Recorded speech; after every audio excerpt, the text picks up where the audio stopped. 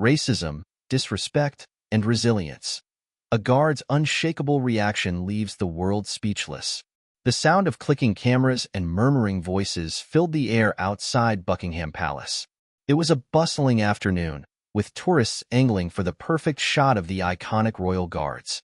Dressed in crimson coats and their signature bearskin hats, the guards stood motionless, emblems of discipline and centuries-old tradition. Among the sea of onlookers, one man stood out. His name was Greg, a 50-year-old American tourist wearing a baseball cap and an overly loud Hawaiian shirt. His demeanor screamed entitlement, and his sneer was impossible to ignore. "Look at these guys," Greg said loudly, gesturing toward the guards. "Standing there like statues. What a joke." A few heads turned, but most ignored him.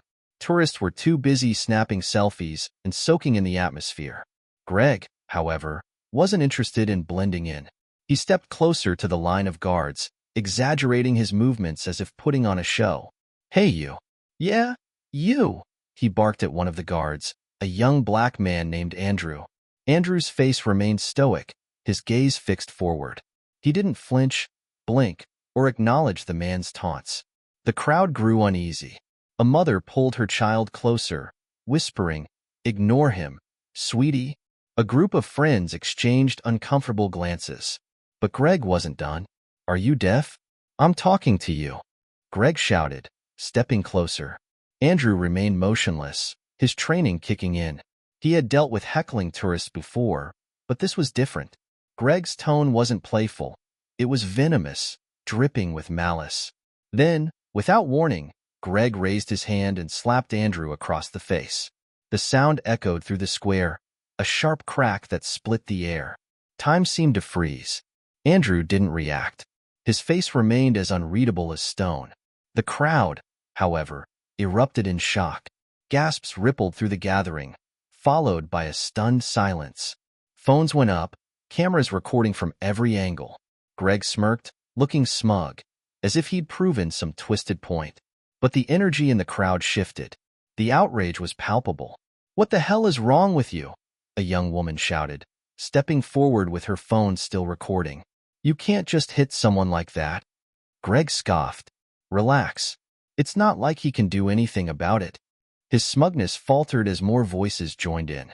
"That's assault, mate," an older gentleman said, his voice firm. "Call the police." Greg's bravado slipped further as the crowd began to form a loose circle around him. All right, he said, raising his hands defensively.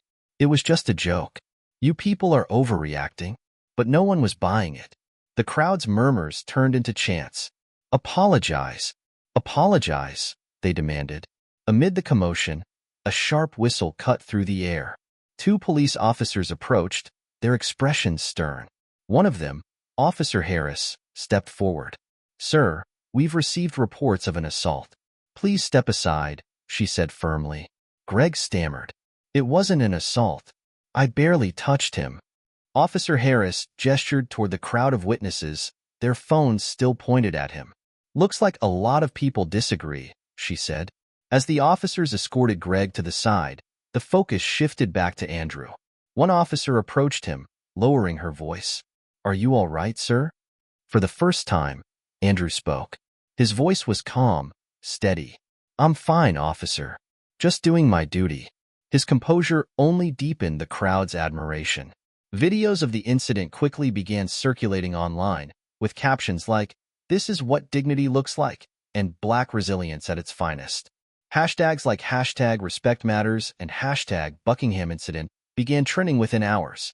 Back at the police station, Greg sat in an interrogation room, his earlier arrogance replaced with visible unease. Across from him, Officer Harris spoke calmly but firmly. "You assaulted a public servant in one of the most public places in the world. This isn't just about the slap. It's about entitlement, disrespect, and, frankly, racism. You're facing serious charges." Meanwhile, Andrew's silence had turned him into a global symbol. News outlets replayed the clip of him standing firm, juxtaposing it with Greg's erratic behavior.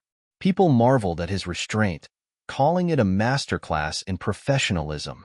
Andrew declined interviews, avoiding the spotlight. For him, It wasn't about recognition. It was about doing his job, but his actions inspired countless others. Letters of gratitude poured into Buckingham Palace. A petition for stricter penalties against assaults on public servants garnered over 500,000 signatures in just 24 hours. One video stood out, an interview with Andrew's mother, a retired nurse. "I taught him that strength isn't about fighting back," she said. "It's about knowing when to stand your ground without losing yourself." That's exactly what he did. Her words resonated deeply, sparking conversations worldwide. Advocacy groups used the incident to campaign for better protections for public servants. Schools discussed it as a teachable moment about respect and the power of self-control. One high school student's comment went viral: "That guard didn't fight back, not because he couldn't, but because he knew his strength was in standing firm." That's real power. Greg's actions became a cautionary tale, but Andrew's resilience became a beacon of hope. The incident wasn't just about a slap. It was about the courage to stand tall in the face of ignorance and hate. It showed the world that dignity and restraint can be more powerful than retaliation.